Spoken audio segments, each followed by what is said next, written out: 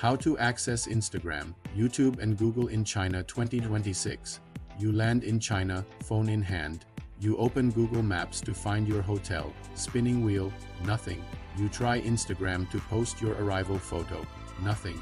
You open YouTube just to kill time in the taxi line. Nothing. Welcome to the Great Firewall, the most sophisticated internet censorship system on Earth, currently blocking access to over 300,000 websites and apps. And if you didn't prepare before you landed, you just found out the hard way. I'm Joe Noguera. Welcome back to the Middle Kingdom Code. This is your complete 2026 guide to staying connected. What actually works, what just broke in April, and the one mistake that ruins 90% of travelers' first day. Let's fix this. 1. WHD actually doesn't work.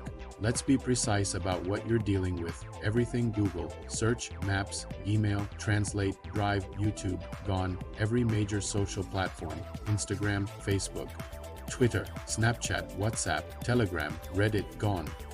Most streaming and news, Netflix, Spotify, the New York Times, BBC, gone.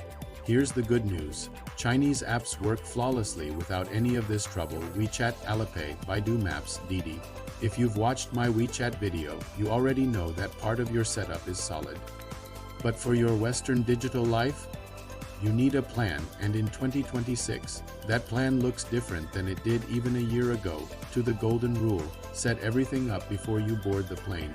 Once you land, the App Store and Google Play are both effectively useless for this.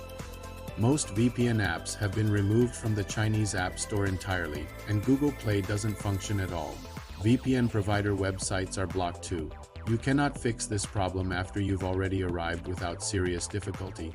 Every year, travelers land, realize nothing works, then try to download a fix and discover the fix itself is blocked. Don't be that person. Do this tonight, not at the gate. 3. WHD just changed. The April 2026 Great Unplug. In April 2026, Chinese authorities physically disconnected domestic relay infrastructure used by many proxy services. Overnight, a huge number of users on certain protocols lost access completely. The takeaway? Only VPNs using genuine overseas server connections with modern, sophisticated obfuscation survived that event without major disruption. This isn't a set it up once and forget it situation anymore. The landscape shifts fast, and what worked last year may not work today. For WHD actually works right now. Based on testing from travelers and expats, here's where things stand. Estrel VPN is widely considered the most reliable option, especially for longer stays.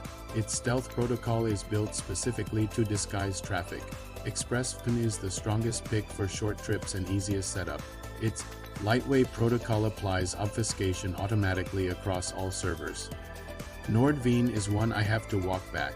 Multiple 2026 tests now show its reliability in China has dropped significantly. Let's remains a strong budget pick for short tourist trips, particularly because it's built specifically for the Asian market. My honest recommendation, install 2 of these before you fly. If one underperforms, switch immediately. 5. The eSIM option. Some international eSIMs now route your mobile data through servers in Hong Kong or other countries. Trip.com's China eSIM is the most commonly recommended.